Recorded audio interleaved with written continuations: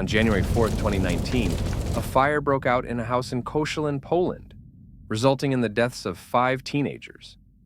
The incident garnered global attention, not only due to the tragic loss of life, but also because the building was being used for an escape game, a relatively new and unique form of entertainment, with its own challenges and risks. The basic concept of live escape games is straightforward. Players are locked in a room and must solve a series of puzzles to unlock the final door and escape. While this escape format is common and was nearly universal in early escape games, some variations require players to complete other objectives, like finding a specific item to win. The origins of live escape games can be traced back to text-based adventure games from as early as 1988, where the goal was to escape from a locked room. These evolved into online, often flash-based escape room games that became widespread in the early 2000s. In 2009, Takeo Kato, an employee at the Japanese publishing company S-Scrap, observed a colleague playing an online escape game and envisioned a real-life version. He began hosting these games in rented spaces like bars and clubs, which quickly gained popularity and drew international interest. By the early 2010s, escape games had spread across Europe, America, and the rest of the world. Escape games also steadily became more sophisticated. Early versions typically featured a series of unrelated puzzles in plain rooms, using simple elements like padlocks, combination locks, and keys. As competition grew, companies began to offer escape games with movie-quality themes, engaging stories, and technologically advanced puzzles. This evolution captivated filmmakers, leading to several movies centered on escape rooms that posed real danger to the characters, an imaginative exaggeration since most escape games were relatively safe. Relying heavily on word-of-mouth promotion, many escape room businesses prioritized creating thrilling yet safe experiences. However, there were few specific regulations in any country to establish safety standards for these games. Escape rooms were such a new phenomenon that there had never been a fatal accident reported in one, making safety enforcement a low priority for police, local councils, and governments. For many years, escape games in various countries were subject only to the same regulations as any other public-facing business. However, escape game owners and designers recognized that an accident specific to the nature of escape games was likely to occur eventually. Some accidents did happen, but they were mostly the type that could occur in any business, such as slips, trips, and falls. Accidents unique to escape games were usually minor, involving patrons falling when startled by special effects or sustaining small cuts, bruises, or pinching injuries from interacting with doors, containers, or props. However, this changed on January 4th, 2019, when a fire broke out at an escape game venue in Koszalin, Poland. The building housed 4 differently themed rooms, only one of which was in use when the fire began shortly after 5 p.m. In the room were 5 15-year-old high school students who had booked it to celebrate a birthday.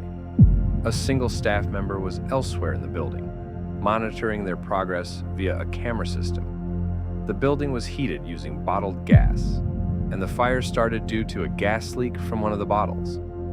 The staff member smelled the gas and attempted to shut off the supply, but the gas ignited before he could do so, creating a wall of flames in the waiting area adjacent to the game room.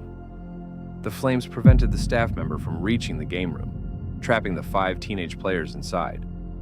Although the game room had windows, they had been boarded over for scenery and theming purposes. The only exit door was locked as part of the game, with the expectation that a staff member would unlock it in an emergency. However, the intensity of the fire made this impossible. The fire service was called at 5:15 p.m. and arrived 6 minutes later at 5:21 p.m. Tragically, all 5 teenagers died from asphyxiation. One managed to call their father on a cell phone, but could only utter the word "help" before being overwhelmed. The staff member was injured but survived and was taken to the hospital. The sudden loss of these young lives shocked the city of Koszalin, and the circumstances of their deaths left many questions unanswered. An investigation revealed that the business had been set up in a former residential property, without notifying local authorities about the change in use. Because the building had not been inspected as a commercial premises, several hazardous conditions went unnoticed. Had it been inspected, despite the lack of specific standards for escape game safety in Poland, several issues would likely have been identified. Players were routinely locked into rooms with no means of unlocking the doors themselves, even in emergencies. Windows and other exits were often covered, relying entirely on staff to unlock doors and evacuate players if needed. If there had been an emergency exit accessible without staff intervention, the teenage victims of the fire might have been able to escape. Following the incident, the business owner, the injured employee, and several others connected to the escape room venue were arrested. The owner faced charges of intentionally creating an unsafe situation and unintentionally causing 5 deaths. The teenagers who perished in the fire were honored at a service in the town's cathedral, attended by hundreds who lit candles and left flowers and toys in their memory. The incident had a dramatic impact on the escape game industry in Poland, prompting the immediate inspection of over 1,000 game venues across the country within months. At least 13 venues were shut down instantly for failing to meet basic safety standards.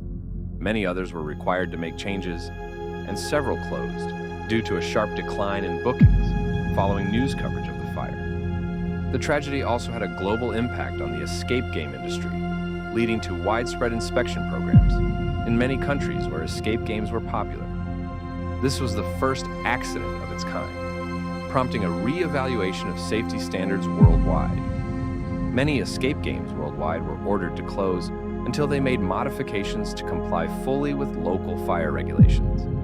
However, most regions did not introduce specific legislation for escape rooms, instead applying existing guidelines for leisure or amusement facilities. Many escape room owners and designers independently re-evaluated their fire safety measures. Today, it is rare for players to be locked in a room as part of the game. Almost all escape rooms now feature at least one unlocked and clearly marked emergency exit, or a clearly marked and easily activated mechanism for unlocking a locked exit door. Escape games continue to evolve, becoming more mainstream and popular each year. With this growth, the collective knowledge of how to safely build and maintain them also expands. Authorities are becoming more adept at evaluating and inspecting these venues, and new, safe methods for achieving desired effects are being developed.